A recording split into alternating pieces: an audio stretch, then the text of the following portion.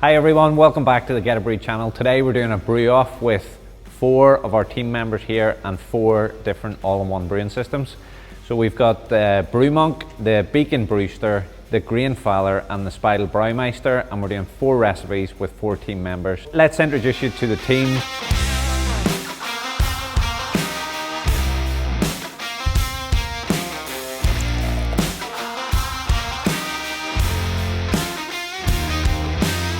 Hey, how's it going? My name's Dylan. Today I'm going to be brewing on the Speidel Braumeister 20. My name is Jan. I'm brewing today on the BrewMonk all-in-one 30 litre. Hello, I'm Michael. I own the Grainfather system, which I will be brewing on today. My name is Kewan David Saunders. I like long walks on the beach. I'm going to be brewing on the Brewster Beacon 30 litre. It's going to be interesting because Johnny's given me a 25 litre ingredient kit, so we'll soon see what the Braumeister is capable of.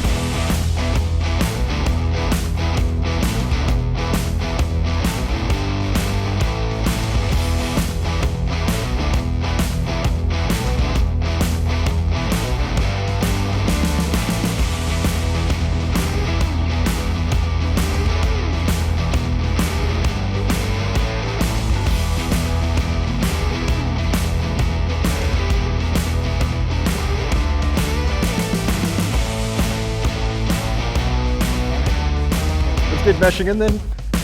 68 there. Just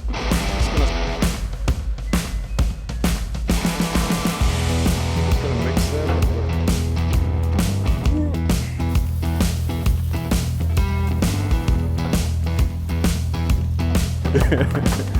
B-roll, is that where you...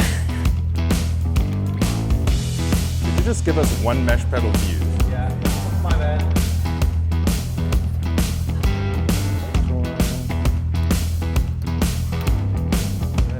Mesh is going to sit here for an hour. Now we just sit and wait.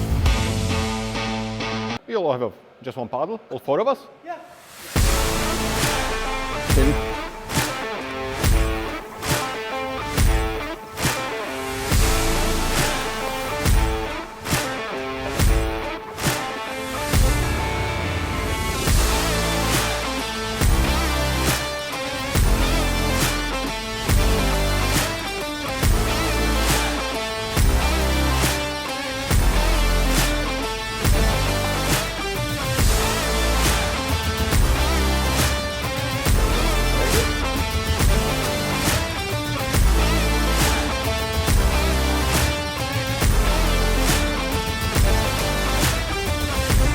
The 4-5 flake rice.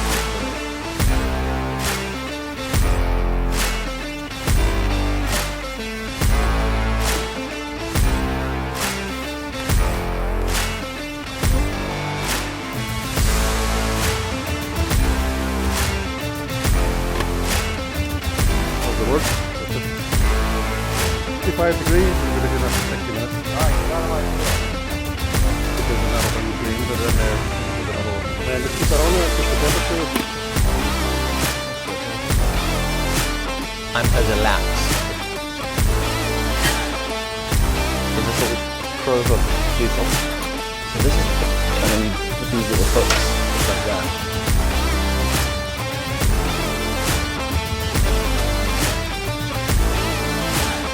Plug lid.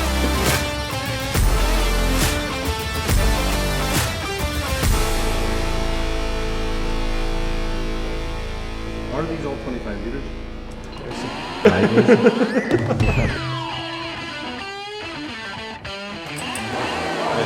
can just do it. 25 liters. 87, so you can see that's pretty slow like that.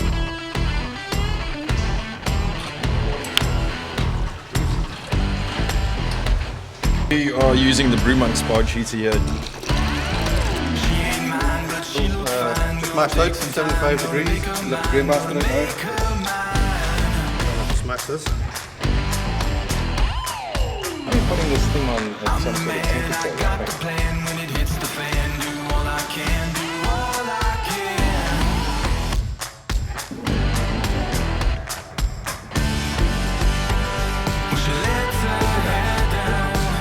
BrewMonk's the quickest. My water bill. Go back. Woken up. 100 grams of fuggle. If you don't sniff your bag before you dip it in, what do you do in your life? I like to debag it a little bit, just to get it up.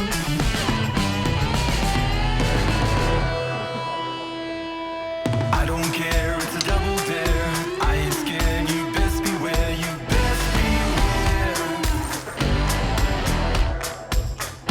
Well, Speidel is just a sort of mesh sort of cylinder. You put that into the boil kettle, you add your hops into it, and it's just in permanent contact with the wort.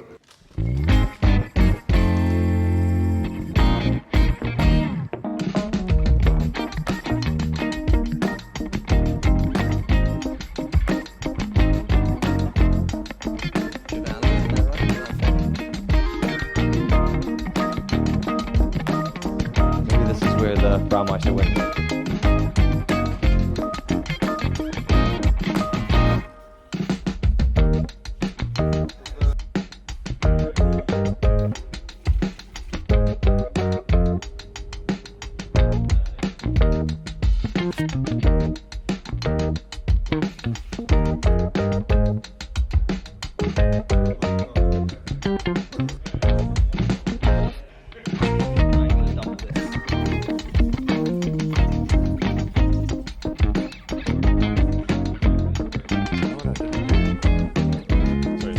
So it's sitting at 30 degrees. I've dropped and broken the thermometer for the Speidel unit, so that's on me.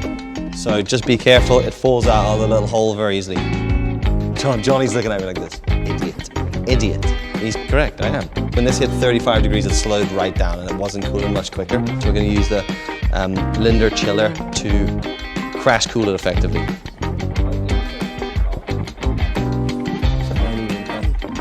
It's not long enough. 5 meters you need. 5 meters. Anyone making brewing equipment, 5 meter leads, because these are not long enough. This basically, just trying to work out with the Linder chiller, is temperature insane. Maybe we need to go cold.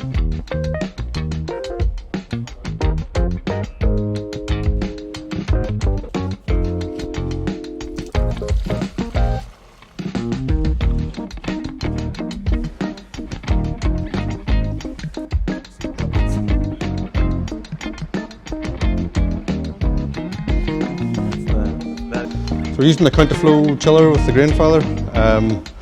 The hot out is going into the drain here, with the cold running from the cold over here. And like I said before, once they kind of swirl inside there, it chills the wort down, which is coming from the bottom of the Grainfather and up into the fermenter. So it's looking 26.5 at the minute.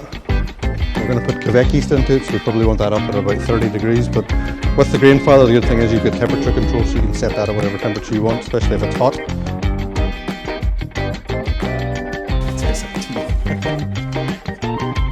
Czech's gonna pitch the Czech.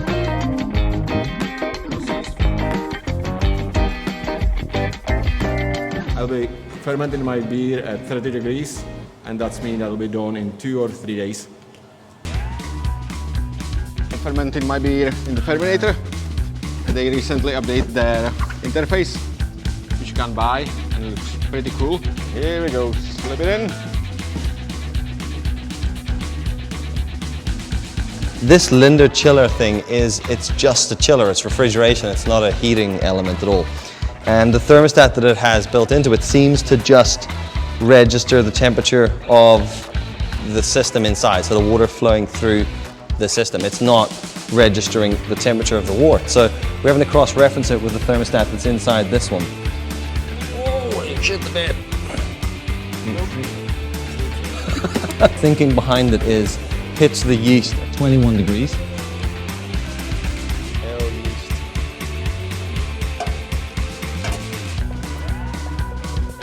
That's in. Yeah, it's got some warm water. Yeah. Slightly overheated it, and you can see the temperature is going up there, 21.2, 21.3. We have it set at 20, so it'll cool it down and then maintain that water temperature at 20. It's the best we can do. Man with a plan over there. Man with no plan, Q-An.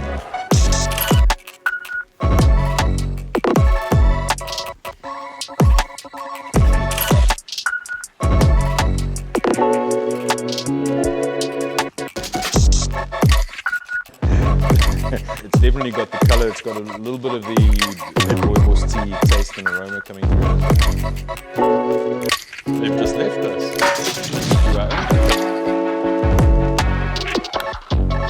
It's around 14 degrees. The AEB crisp lager yeast.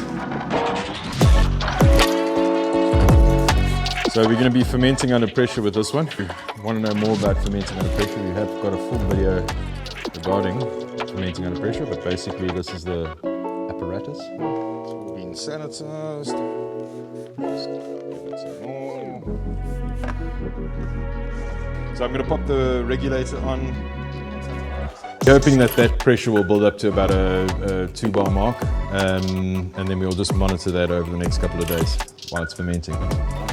So I'm going to pop it into the fermentator, set the temperature to 14, and away we go.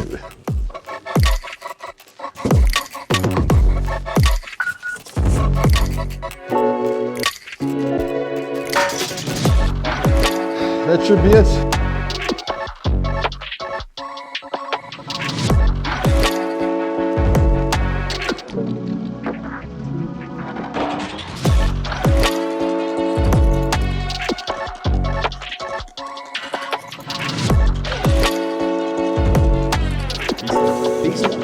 Let's start that again, right? So we're. I'll say it. It's okay. You just smile. Just smile. Yeah. We're back after the guys been left to their own devices. 4 brew systems, 4 different recipes, 4 different brewers, all sort of finding their way through. So Dylan was on the Speidel Braumeister. You were on the BrewMonk, and Mike was on the Grainfather. Cian was on the Beacon Brewster. So very quickly, lads, a summary of maybe a minute. What did you like about the Speidel, Dylan? So this is my first time brewing on Speidel. I enjoyed using it, but I did feel like certain bits of it felt a little overcomplicated, I guess. It was, it didn't feel like, I felt like it was above my level. So I maybe need a bit more practice with it. So as far as like the quality in the build goes, I think it was really nicely built. It was fun to use. It was a pleasure to use in that way, but it does take a little bit, especially when you get into like the cooling system, like that side of stuff, trying to work out how to cool that. I think we cheated it pretty well. Found a good way to cheat the system. So, as I'm saying, like you might want to, I'm a bit of a cowboy with stuff like that, but I felt like it was really fun to use. It was really, really nice quality. Like you could feel the German engineering in it. It was just really, really high quality. The main problem we had was probably the time it took to brew it. It felt like the slowest system out of the 4. And we were laughing, racing each other the whole time trying to do it. But it took ages to heat up, and it took ages to cool, like way longer, wasn't it? Like an entire hour, like an hour longer than yours? So that would probably be the biggest concern, the time it took to heat up and cool down, which I thought would be a lot quicker. Also because it's a 30-liter fermenter and we were making 20 liters of beer, I felt like it was sitting below the cooling jacket when we were trying to crash cool it, which made it a little bit more tricky as well. The summary of it is the build quality is exceptional. You know, you can see it's a really high quality machine, ability to sort of automate a lot of things with step mashing and programming in the terminal. A little bit more experience needed to get the best out of it, would probably be fair. Especially in the screen. Yeah. Jan, you brewed a dark Czech lager on the BrewMonk, so very quickly, 1 minute summary. What did you think of the BrewMonk?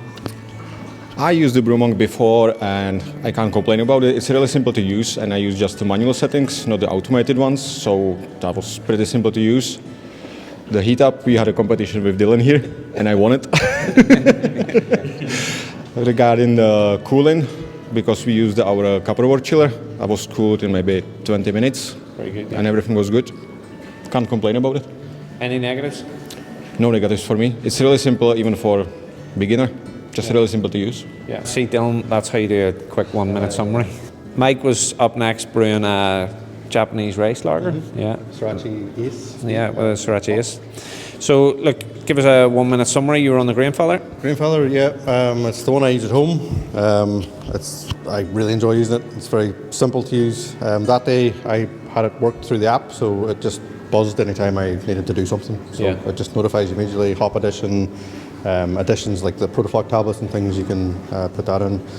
It was the second slowest, I think, on the day after yours to get to boil, which was strange. But overall, the Grainfather is a pretty easy system to use. It was the quickest to chill the wort with that counterflow chiller as well, which is a real plus point. That is one of the main selling points for me, is the counterflow chiller. It's really, really good. And I was able to pitch pretty much immediately once I got it into the fermenter. You fermented what in the... It was a Quebec yeast, so it was in the Conical Fermenter Pro. So we didn't have any chilling or anything, we just had it at a steady temperature, so we kept that at about 28, I think it was, for the duration, and it was done within about 2 days. Yeah. So it's really good, held the heat well. So you're a fan of the Grainfather? Yeah, Grainfather boy.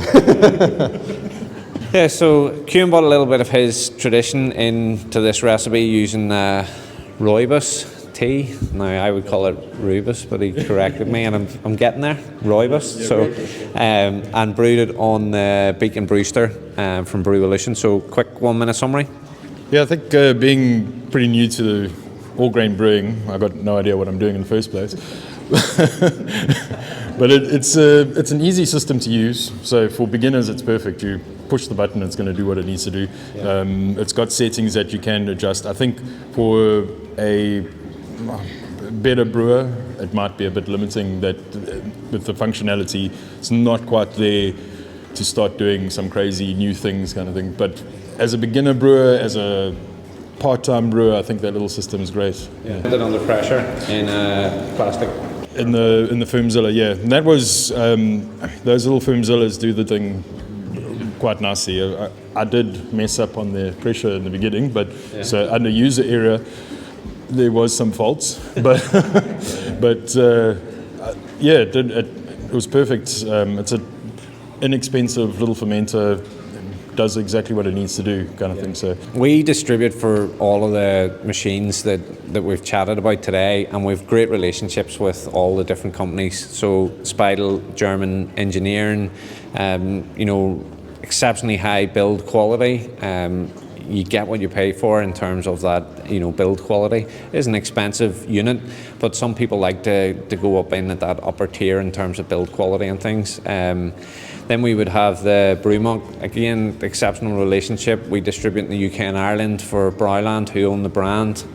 It's been a runaway success for us, probably our single best selling all-in-one system, that'd be about right in terms of volume. Going out, Grainfather again, look, if you're into brands, you know, like the Grainfather are, you know, light years ahead in terms of the cult following that they have. Again, we have great relationship with Bevy that run that, and you know, we're continuing to see good strong growth in relation to Grainfather sales. And Beacon Brewster, Brewvolution, like I have a great relationship with Tony and the team over there. Really like the products that they make, and it has done exceptionally well for us as well. So each system will bring a little quirk or difference that maybe suits your brewing technique better. And they're all great systems, but you know, you can hear today an unbiased view of beginner brewers just getting stuck in. Well, Mike, I wouldn't call you a beginner brewer. I mean, sort of. Mike would be a lot more experienced in brewing, but definitely Dylan, Jan, and Cian are literally just, you know, getting into their stride with brewing. Now, to be fair, the quality of Jan's dark Czech Lager for someone that's beginning is phenomenal. So let's move on to trying some beers. Yeah. Right.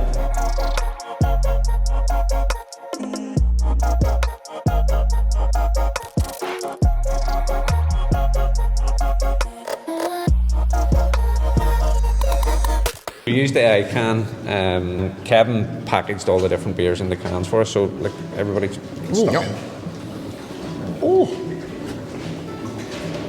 the aromas.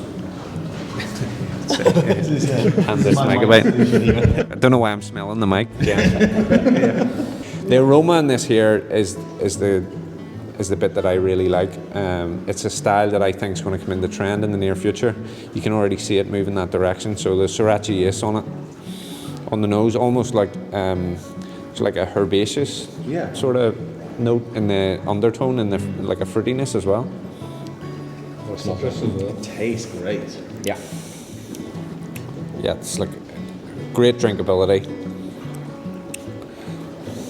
I feel like we should have started with one of our beers. Yeah. My beer is awesome. Yours is the shit one. That is great. That's come out really good. Mm-hmm. Obviously, it needs a bit more carbonation.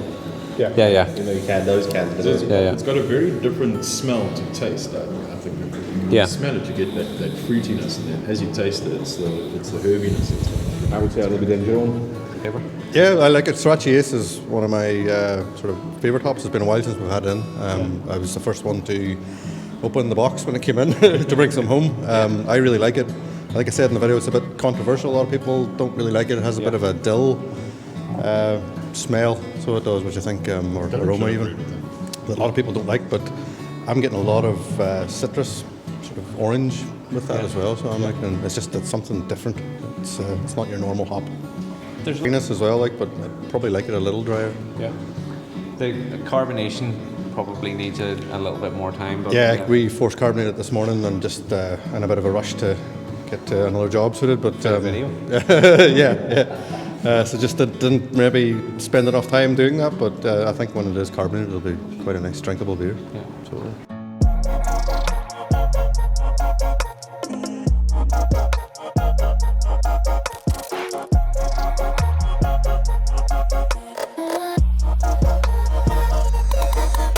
Let's do Rooibos. Rooibos.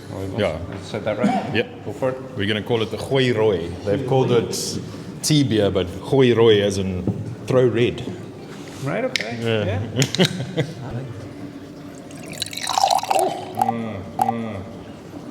I went to sniff the mic as well. Oh my gosh.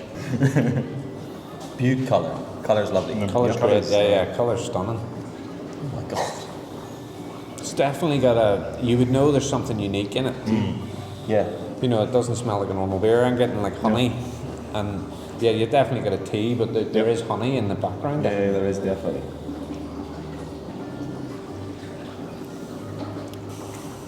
Yeah, it's very delicate. Yeah, I like it. I think that's come out great. Yeah. Yeah. It's definitely, you got the little bit of that tea coming through, Yeah, in the back end. and the bitterness of a lager and stuff like that. But when you did that initially, when we tried it, when it was going in the fermenter, it was really, really bitter. Yeah. Wasn't Yes. it? It was too much. Yeah. Like it was way too much. Yeah. You didn't like it, Mike? Yeah, it's good. Yeah. It's been a busy week. Yeah, so very busy. Like that. Well done, Keith. Yeah, yeah. You want to give us a quick summary of what do you think? Are you happy with it? No, I think it's for my second beer I've ever made in my life. I think it came out all right. I wish my second beer tasted that good. It kind of helped when you got guys like Mark and Jan and yourself kind of going, no, do this, no, touch that, kind of thing. So I think, but Never mentioned Dylan. there's reasons I didn't. Next, Heritage IPA. So again, I think this is going to be a trend.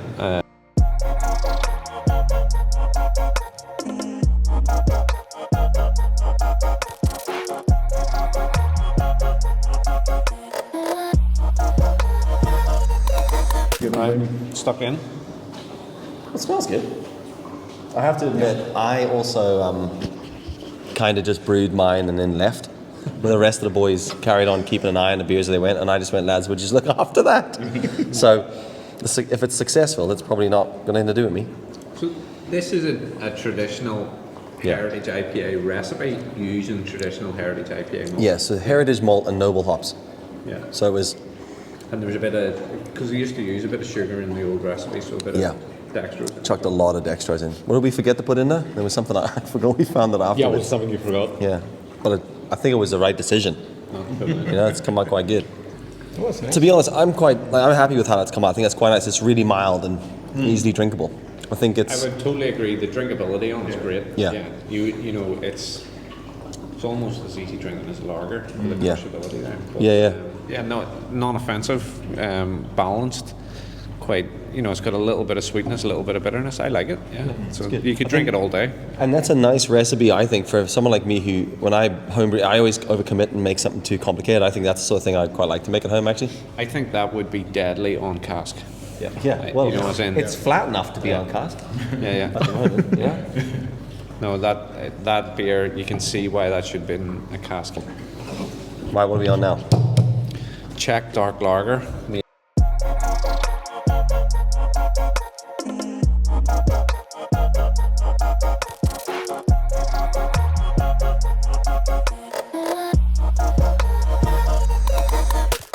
up, I meant for Kevin for CO2. Yeah, aroma's good. Yeah. Like a mixture of between a stout and a lager or a stout and an ale. Yeah. Not as heavy as a stout, but not as light as an ale kind of thing. But it's Looks great. You were on the nose there. Yeah. Yeah. but it Oh man, Yeah. good. That's good. Tastes nice. that has come out really good. That is really tasty. Mike, you didn't like it again? What did you use?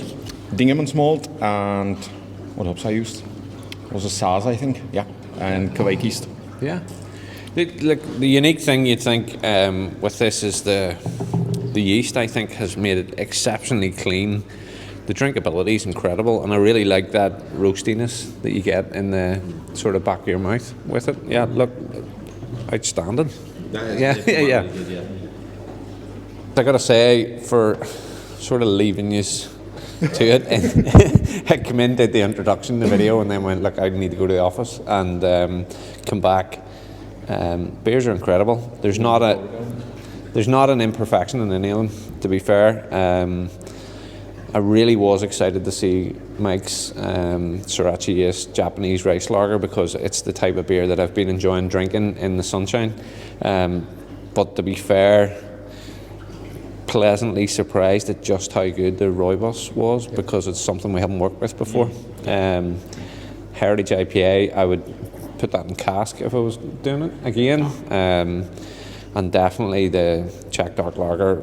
I've had this a few times where Jan's give me a bottle or two to take home, and yeah, that was queuing burping in the background there as well. So, what is it? Say in some cultures, burping is a sign of, being it's the same in my culture. Yeah. Like 4 recipes, 4 machines, 4 different brewers. Just to give you a little bit of an insight into the kit that we have here, if you've got a favourite, let us know in the comments below. So we do appreciate you watching our videos. Please give us a subscribe, hit the little bell so that you know when we're making new content. If you want to see the guys in more videos instead of me doing them, then tell us who your favourite was, So we'll see. I think that could be an interesting comment below, But thanks so much for watching, and until next time, from all of us, happy brewing.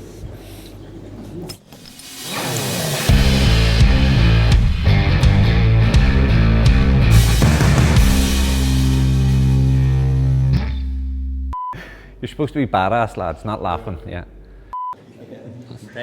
Badass. A little bit more offensive. I'm pulling a Arnold. Speedos inside the constipation.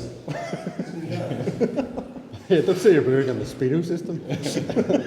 5 thumbs. Do from all of us, until next time, and then we all go, happy brewing. Yeah. 1, 2, 3. Happy brewing. I think a birthday song. That was terrible. You want to do that?